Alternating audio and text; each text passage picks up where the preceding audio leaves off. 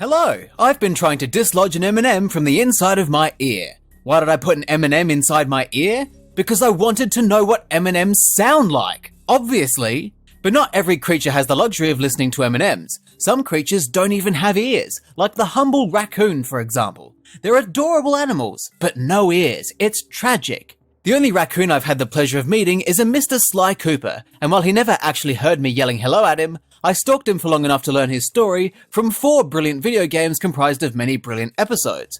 I even spent a good 20 minutes talking about the best ones. Where there's a best though, there is always a worst. But it's weird. There aren't many Sly Cooper episodes that are outright bad. There are enough to make a top 10 worst episodes, but it's not like they're actually the worst. They're just the episodes left over after top 10 best. But because the title, Top 10 Sly Cooper Episodes that were left over after the top 10 best Sly Cooper episodes, isn't exactly punchy, I'm gonna go with worst anyway. Who knows, I might be able to ruin the reputations of these episodes to the point that worst is an apt way to describe them.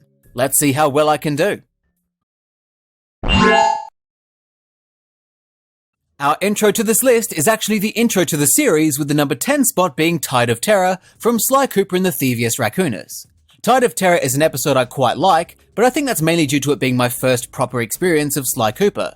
The first time I played anything Sly Cooper was on a demo disc, which contained a handful of levels from Tide of Terror.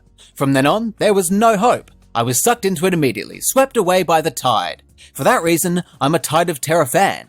But if you ignore all of that lore, the episode isn't actually anything overly special. It has a solid selection of levels, but none of them really have that memorable wow factor that many other levels and missions across the series have.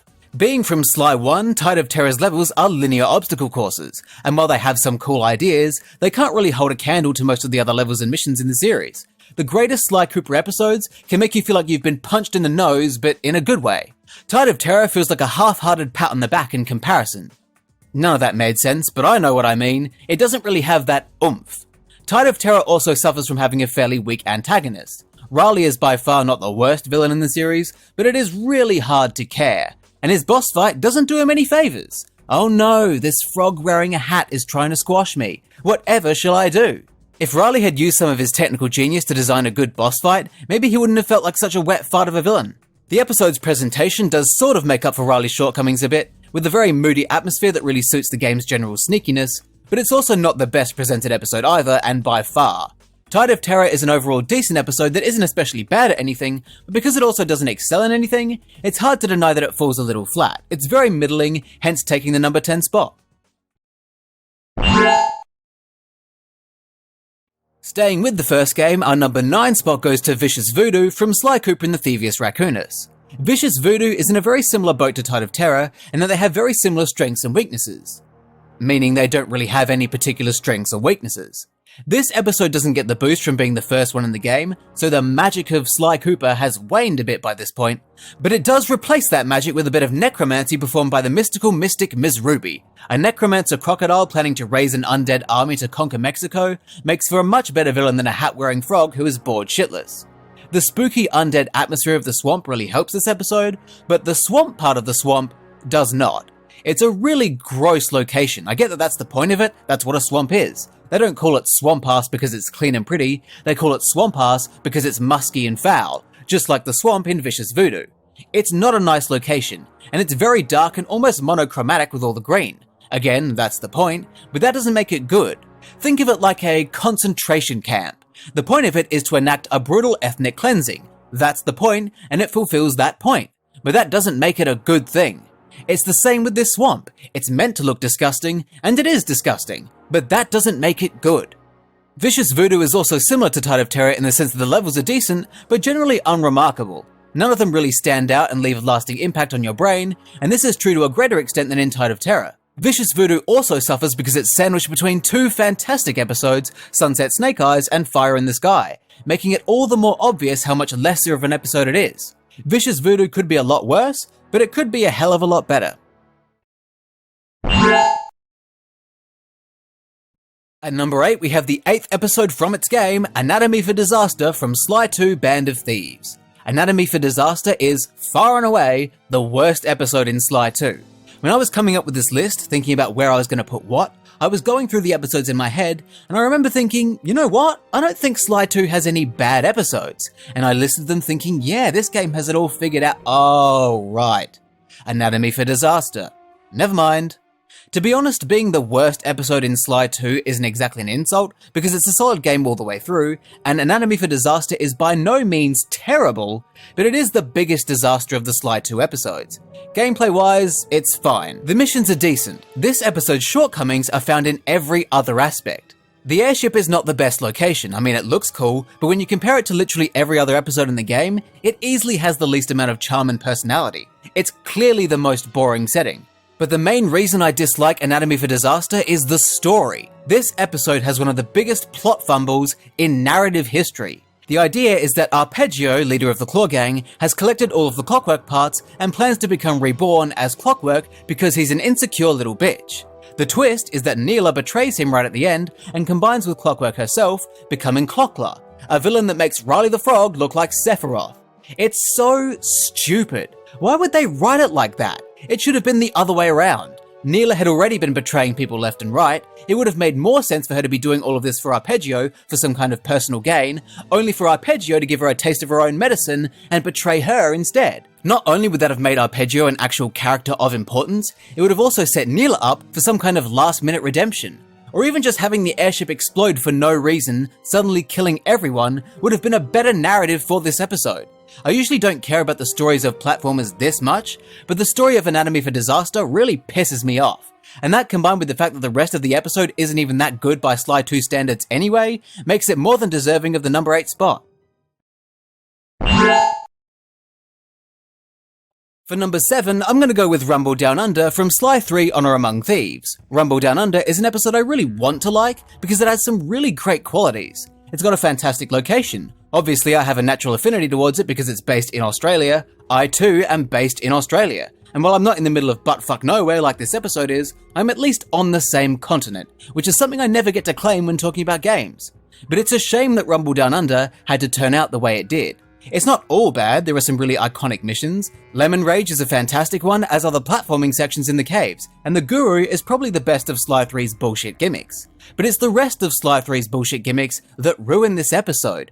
The crane missions, the weird flippy truck missions, it's just rubbish. They're not fun, and I think you'd struggle to find someone who genuinely believes they are fun. What also really hurts Rumble Down Under is the lack of any real villain. There are the miners who are leaderless and just kind of inhabit the space because the level needs enemies, and then you have the independently acting Mask of Dark Earth, which is just nothing. It's not even a character. It's a bit of wood that flies around and makes characters bigger for some fucking reason. Australia has produced so many shit stains they could have taken inspiration from. Rupert Murdoch, Scott Morrison, Ray Gun, so many options, but they went with this evil mask instead. There's no personality, no motive, no relation to anything that's going on. It's the kind of villain that makes Clockla look like Sephiroth. I'm convinced that the only reason they went with this mask instead of a genuine Aussie villain is because some horny furry working at Sucker Punch was really keen to climb up the bootstraps and zippers of a giant Carmelita fox, and that's why the Mask of Dark Earth exists. We don't all have the same fetishes as you, Dave. Rumble Down Under had a lot of potential that unfortunately went to waste, which is why it sits at number 7. And number 6 is Of Mice and Mechs from Sly Cooper Thieves in Time. Of Mice and Mechs is the episode I think of when I try to imagine the most average Thieves in Time experience. I think it typifies Thieves in Time, like you boot up the game and this is what you expect. In a way, it's kind of similar to Tide of Terror and Vicious Voodoo, in that it is neither particularly good or bad at anything, it's just sort of okay.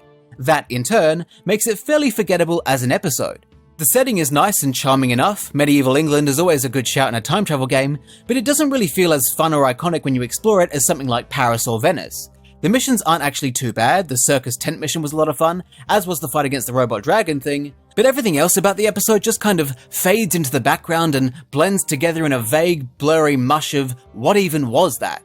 Sir Gareth Cooper is the ancestor for this episode, but he's quite underwhelming, with his unique trait being his ability to launch upwards from hooks. It's very situational, and those situations aren't all that exciting. The only other thing of note about Of Mice and Mechs is the surprise villain twist in Penelope, who betrayed the Cooper gang in favour of the Paradox's gang because she wants Bentley to join her in becoming a weapons dealer. I don't think she necessarily needed to travel through time for that, she could have just asked him. Communication is key in any relationship, but she didn't do that. She instead inserted herself into this generally decent at best episode, confused fans of the series, and was then never heard from again. Of Mice and Mechs isn't necessarily terrible, but it is one of the weaker episodes in the series, so the number 6 spot seems more than fair. At number 5, we have 40 Thieves, also from Sly Cooper Thieves in Time. 40 Thieves is an episode name I'm not a huge fan of, because it reminds me of the fact that 40 is spelt without a U, even though 4 is spelt with a U. It's things like that that make me wonder what the fucking point of anything is. As an episode, 40 Thieves is on a very similar level of quality to Of Mice and Mechs, only being ever so slightly worse in most respects. It has some cool missions, I especially like Sly and Murray's tag team adventure, but those missions aren't as cool as the cool missions in Of Mice and Mechs. It also has an underwhelming Cooper ancestor in Salim, but he's slightly more underwhelming because his ability isn't even unique. He can climb ropes really fast, something Sly can do when he wears the costume that lets him slow down time. At least Sir Galeth could break through trapdoors with his hook jump move. Salim can just climb faster, something he himself is sick to death of. That's one of his personality traits. 40 Thieves does at least have a leg up over Of Mice and Mechs on the antagonist front. I don't mind Miss Decibel as a character, and you get to see a lot of La Paradox in this episode too, because as a main antagonist, he'd been pretty absent up until this point, so that's good. The location is also pretty nice, I like it. Although I think I do prefer medieval England over ancient Arabia. Not for any racist reasons, I keep those thoughts to myself. I just think that medieval England is more convincing of a time travel destination, because this ancient Arabia doesn't look unlike some of the other locations Sly has visited before. It's got a bit of Rajan's Palace, it's got a bit of Bloodbath Bay, it feels like Sly has been here before. Just like Of Mice and Mechs, 40 Thieves isn't really that bad, it doesn't make any offensive mistakes, but it does fall into the same realm of mediocrity, so putting it at number 5 feels apt. We're not done fucking with the timeline yet, because our number 4 spot goes to Clan of the Cave Raccoon, also from Sly Cooper Thieves in Time. Clan of the Cave Raccoon is easily the weakest of the Sly 4 episodes, it's not even close. Even Of Mice and Mechs and 40 Thieves outclass it by quite some distance. If I could invent more numbers to put between 5 and 4 to widen the gulf, I would, but I don't think the world of maths would appreciate me fucking with their system. I don't mind the setting of this episode that much, but it is the worst of the time travel destinations. Feudal Japan, the Wild West, medieval England, and ancient Arabia are all far better locations and time periods because they look a lot nicer and are way more fun to explore. They all have something of interest going on and are great to look at and listen to. This prehistoric wasteland doesn't really have anything going on, it doesn't compare. It is cool to see the very first Cooper ancestor in Bob, and the fact that he is the most unique Cooper gives him a little something, but I don't know. As a character, he doesn't really have much of a real personality, and in terms of his gameplay, he's a bit lacking. His unique wall climbing ability isn't that cool, and he doesn't really have the same agility and mobility that the other Cooper ancestors have. Looking at him, you wouldn't think he'd be the beginning of a long line of successful thieves.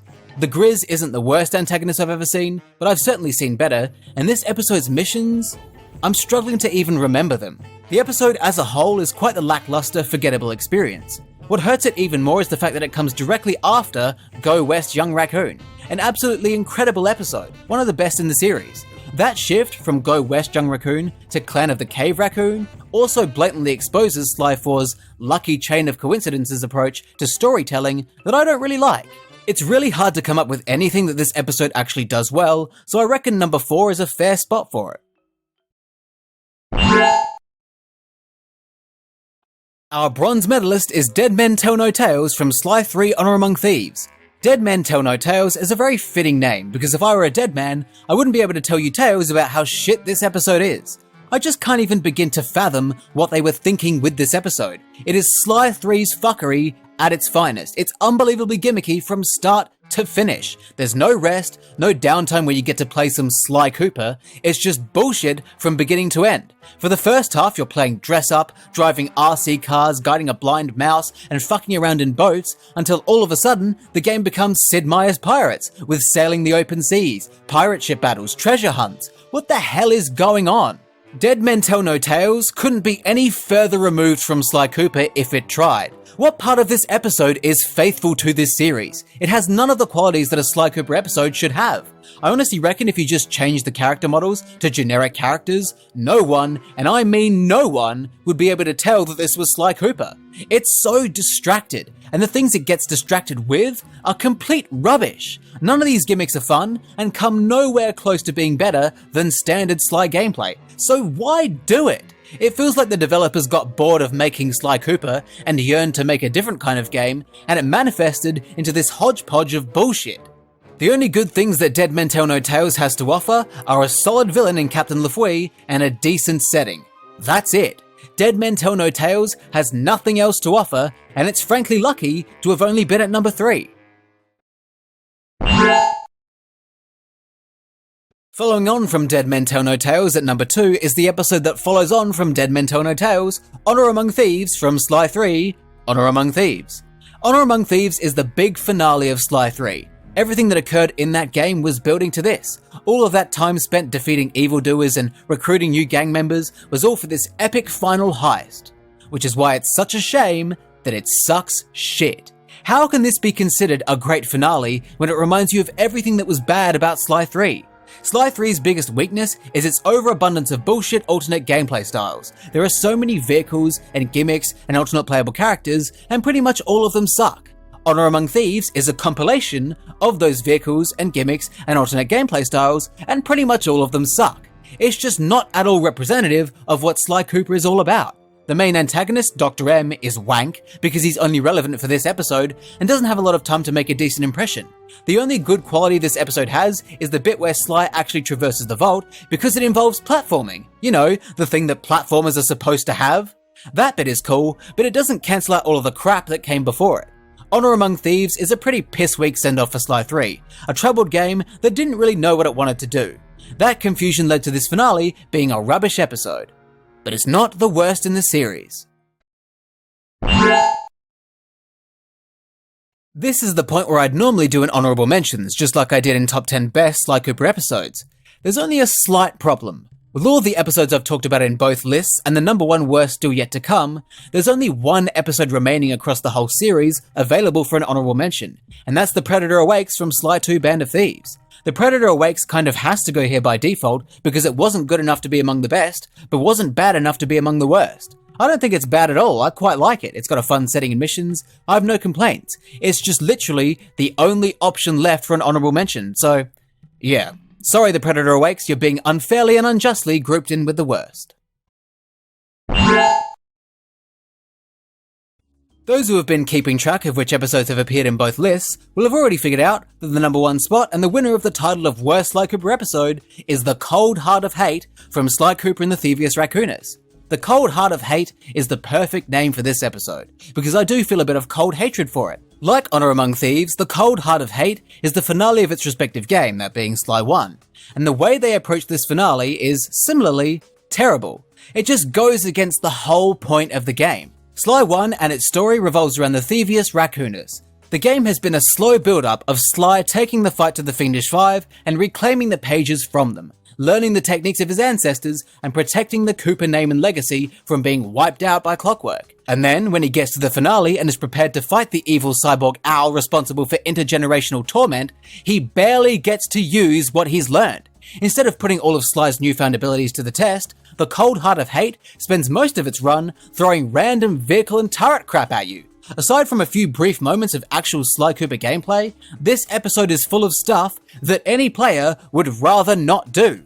And this is supposed to be Sly's coming-of-age, official moment of inheriting the legacy of his family? It has nothing to do with what he learned from that fucking book. What was the point of collecting all of the pages? The gang should have just gone straight to Clockwork, blasted the fuck out of him with a turret, and left. Clockwork is such a great antagonist, and even though his boss fight is also more vehicle bullshit, it wasn't actually that bad. But I hardly think that The Cold Heart of Hate was a worthy ending to the first game. It just felt so unrelated to everything the gang had been through up until that point, which robbed the episode of having the satisfying payoff it could have and should have had. Which is why I have no problem putting The Cold Heart of Hate at number 1. With most of the other episodes in this list, I struggle to think of genuine reasons why they could be considered bad, because almost all of Sly Cooper's episodes are good in the grand scheme of things. But The Cold Heart of Hate is not, and I am more than happy to award it the title of Worst Sly Cooper Episode. And that's it. Bye!